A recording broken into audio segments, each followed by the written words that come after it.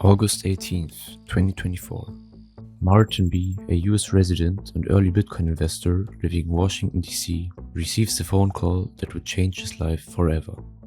At this point, he has no way of knowing that the voice on the other end of the line, posing as a Google support agent, is the first step in a highly sophisticated scam, and that in a few moments he would hand over a fortune to a criminal.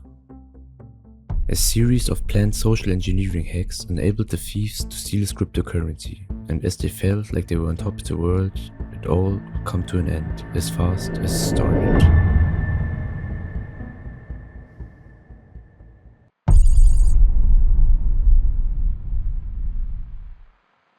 With the amount of money being so huge, you would probably think that the 5 attackers, Malone Lamb, Veer Shatal, Danish Khan, John Neil Serrano, and Chen, had to be extremely skilled hackers to pull off this kind of heist, but it was actually a lot simpler.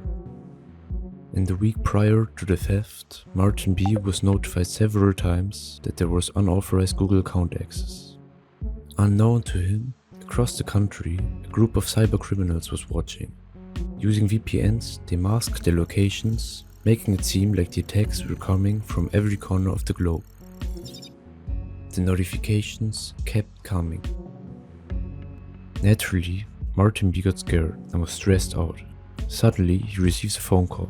He did not know that he was not actually speaking to a Google employee, but rather with Malone Lamb, who called him via a spoof number. Sir, if you don't act now, your entire Google account could be taken over.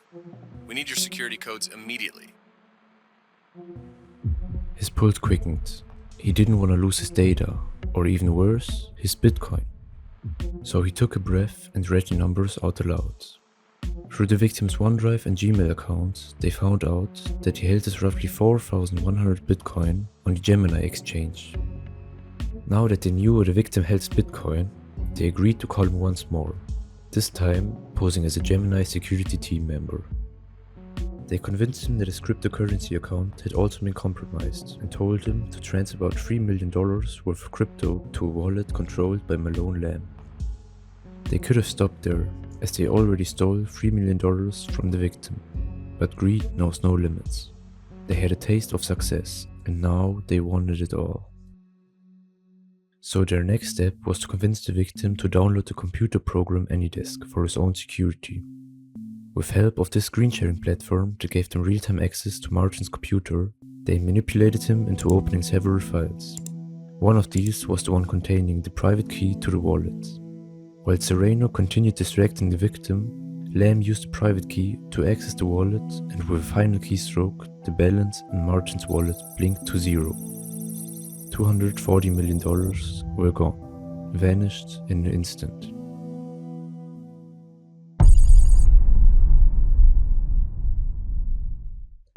Simply cashing out almost $250 million worth of Bitcoin is obviously not easy, especially if it comes from a scam. So the thieves now had to split the Bitcoin between them and launder the funds.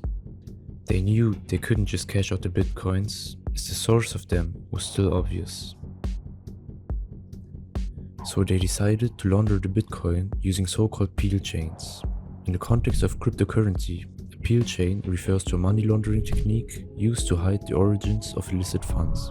It involves breaking large sums of cryptocurrency into multiple smaller transactions across different wallets, making it harder to trace the original source of the funds. An initial tracing showed funds of $243 million being peeled off to over 15 exchanges, while swapping back and forth between Bitcoin, Litecoin, Ethereum, and Monero.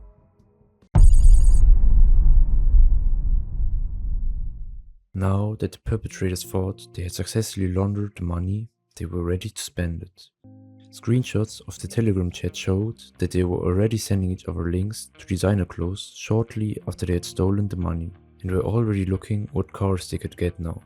Malone Lamb stood out in particular. He was rich now, and he made sure that everyone else knew it as well. He admitted that he bought 31 luxury cars, including a white Lamborghini Aventador with his name on the driver door, a pink Lamborghini Urus for his ex-girlfriend, a Porsche GT3 RS, and many more. He He also bought a lot of jewelry and watches costing up to $2 million apiece and rented multiple mansions in Miami. One of these had a rent of over $60,000 every single month. Malone also liked to party. You couldn't miss him when you went to the same club as him, as he handed out free Birkin bags and opened up enormous tabs, with the biggest one being over $560,000.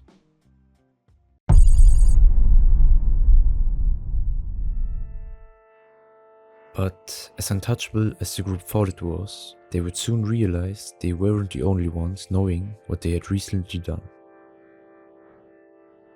On the 25th of August, Firecracker's parents were carjacked in broad daylight as they were driving in a rented Lamborghini Urus. A group of 6 young men who knew of Chattal's crypto wealth wanted to kidnap them and hold them against their will at a house one of the conspirators rented, and then demand a big payment for their release. But shortly after the van began moving, the couple heard police sirens and the van crashed. The suspects fled the scene on foot and left the couple behind. And the following day, all 6 suspects were already arrested. Additionally, the FBI and the blockchain investigator ZachXBT were already connecting the dots behind the crypto scam. Although Lem and his friends may have thought they had made no mistakes and that their money was clean, this was not actually the case.